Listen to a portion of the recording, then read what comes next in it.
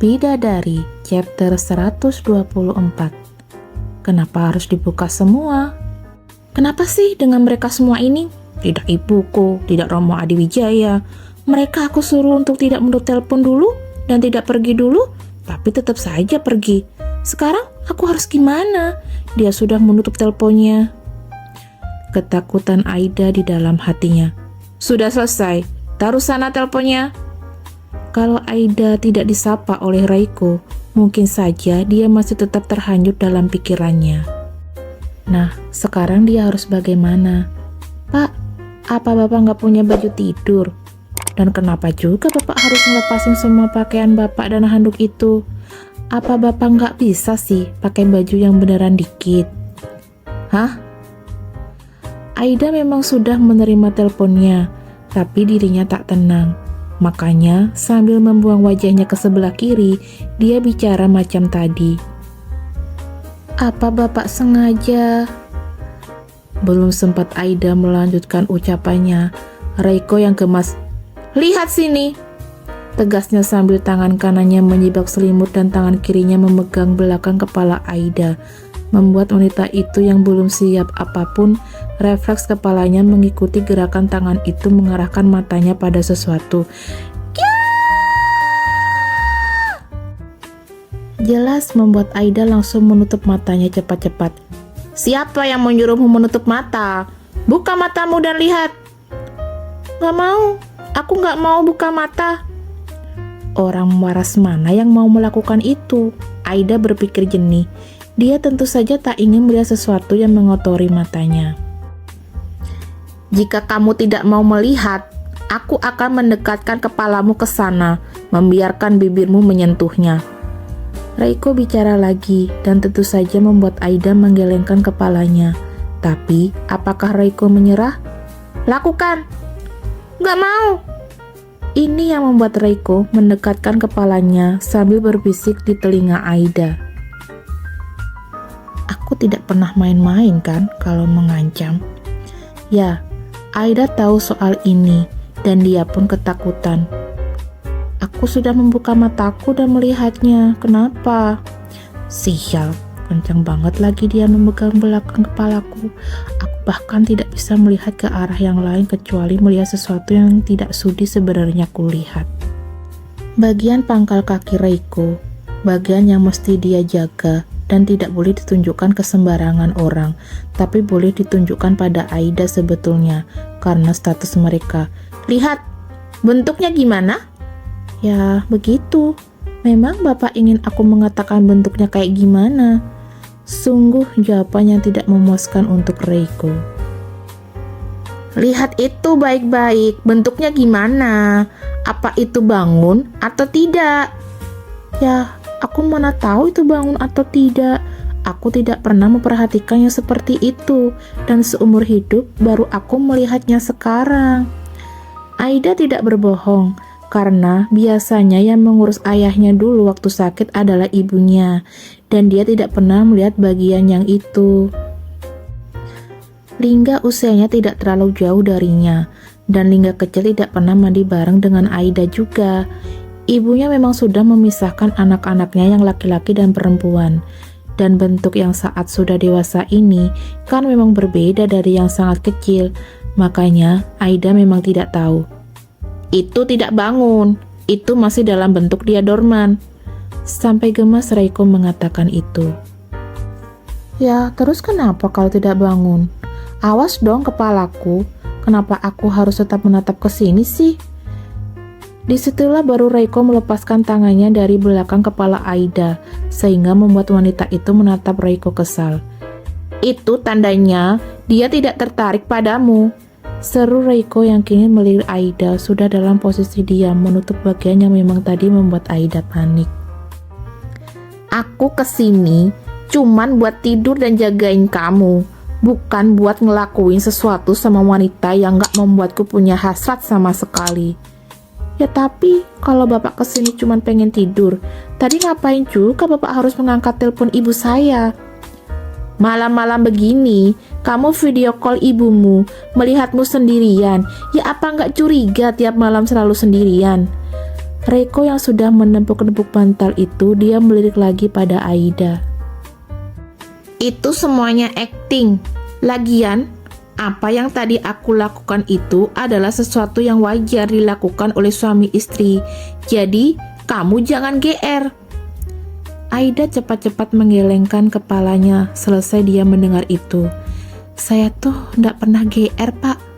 Tapi sekarang yang jadi pertanyaan, kenapa juga Bapak tidur nggak pakai baju? Dan secepat mungkin Aida bicara sebelum Reiko. Kataku juga, tidur dengan menggunakan pakaian itu bisa membuat peredaran darah nggak lancar. Aku nggak pernah tidur pakai baju lagi dari kapan ya? Ya iyalah, Bapak nggak pernah tidur pakai baju lagi dari sejak Bapak pacaran sama Ratu Lebah. Tiap malam dia jadi guling kan? Nah, itu tahu. Reiko menimpali santai sambil senyum-senyum. Bapak nggak tahu malu banget sih. Saya kan bukan dia. Harusnya Bapak jaga diri Bapak dan itu nggak boleh ditunjukkan sama sembarangan orang. Kamu kan istri aku. Kenapa emangnya? Nggak ada salah kan? Mungkin kalau sekarang seperti di film kartun, sudah berasap dan ngepul kepala Aida. Udah aku mau tidur dulu, jangan ganggu. Protes Reiko yang sudah ingin menutup matanya dan memang dia sudah merapikan bantal. Dia memilih untuk tidur dengan posisi terlentang awalnya, tapi tempat tidur ini kurang empuk lagi. Bapak tahu nggak sih, ini tuh tempat tidur paling empuk yang pernah saya tidurin. Mata Reiko melirik pada Aida di saat dia sudah malas untuk berdebat lagi. Memilih untuk memalingkan tubuhnya ke sebelah kanan membelakangi Aida sambil bicara. Besok aku ganti tempat tidur ini. Lah terus ini tempat tidur mau dikemanain? Sudah diam, jangan berisik. Mau dikemanain juga ini apartemenku, terserah aku. Jawab Reiko sambil tangannya meraba ke dinding di belakang nakas. Bapak mau matiin lampu bukan? Iya, memang kamu tidurnya nggak matiin lampu apa? Saklar lampu memang ada di samping nakas pas di dekat Reiko, makanya dia bisa dengan mudah menjangkaunya kalau mau mematikan lampu. Hanya lampu tidur yang ada di belakang nakas Aida saja yang berbeda saklarnya. Ya tapi jangan dimatiin Pak, udah nyalain aja. Tak sehat, tidur itu harus lampunya mati. Dan matikan lampumu itu kalau sudah selesai, aku tidur duluan. Dia benar-benar cuma tidur kan? Pikir Aida lagi mencoba menerka-nerka saat Reiko sudah tidak bicara apa-apa lagi. Ya rasanya dia cuma tidur, walaupun dia tidur tanpa memakai apapun, tapi dia tidak menggangguku. Agak lega hati Aida. Aku saja mungkin yang terlalu berpikiran aneh tentangnya. Dia sudah punya kekasih yang dia suka, dan dia nggak mungkin ngelakuin apapun sama aku. Ya mungkin memang begini sikapnya. Aida mencoba menganggap ini semua normal, tapi tidak, memang otaknya dia saja konslet. Kalau tidak mungkin kan dia tidur dengan membuka semua pakainya itu. Dia tidak menganggapku istrinya, atau mungkin dia hanya sekedar menganggap aku istrinya di atas kertas. Atau mungkin karena sekarang tidak ada wanita itu, dia pikir aku dengan mudah akan suka dengan tubuhnya. Ya, memang tubuhnya berbeda dan sangat bagus, tapi tak sama sekali menarik untukku. Tetap saja dia pezina. Aida berkidik jijik, tapi dalam waktu sepersekian detik, aku tidak bisa mengatakan hal buruk juga tentangnya. Bagaimanapun dia adalah orang yang merawatku saat aku sakit. Ini juga yang membuat Aida menggelengkan kepalanya pelan, masih belum tidur. Tapi dia yang membuat kaki dan tanganku sakit. Jadi sebenarnya dia ini. Aida sampai tak bisa berkata-kata memikirkan ini. Sudahlah. 2 jam lebih dia bicara pada dirinya sendiri, sampai tidak tahu mau bicara apa lagi. Aku tidur saja, tapi aku tidak akan matikan lampu ini. Sebenarnya, kalau di rumah ibunya dulu, Aida itu tidurnya mematikan lampu. Tapi selama tinggal di apartemen Reiko, Aida tidak pernah mematikan lampunya. Aida memilih menyalakannya saja. Lagi pula ruangan itu terlalu besar untuk kamarnya sendiri. Dan memang untuknya lebih mudah tidur dengan lampu menyala, tapi tidak dengan malam ini. Aku bisa mendengar suara dengkuran lembut darinya. Aku rasa dia sudah tidur pulas. Aida tak banyak bergerak, dia memang memilih untuk diam seakan-akan memang sudah tidur. Tapi aku tidak bisa tidur bersama dengan orang lain begini. Maksudku bukan perempuan, bukan adikku. Ya, bukan keluarganya. Ini membuat ketidaknyamanan sendiri bagi Aida.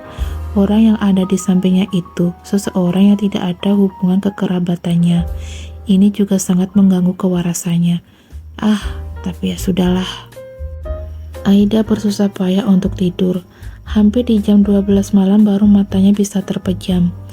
Malam sekali dia bisa tidur. Ini di luar kebiasaannya. Dan malam itu memang Reiko hanya tidur. Dia tak melakukan apapun sama seperti yang dia janjikan pada Aida. Hingga, sepertinya sudah pagi. Aida yang memiliki jam biologis di jam 3 pagi itu mengubah posisinya menjadi duduk, berbarengan dengan seseorang yang ada di sampingnya. Juga mengubah posisinya menjadi duduk, sama-sama menghempaskan napas kasar, yang membuat mereka berdua mendengar itu dan saling bertatapan. Saat yang sama ketika bibir mereka bicara berbarengan. "Ngapain Bapak bangun jam segini? Ngapain kamu bangun jam segini?"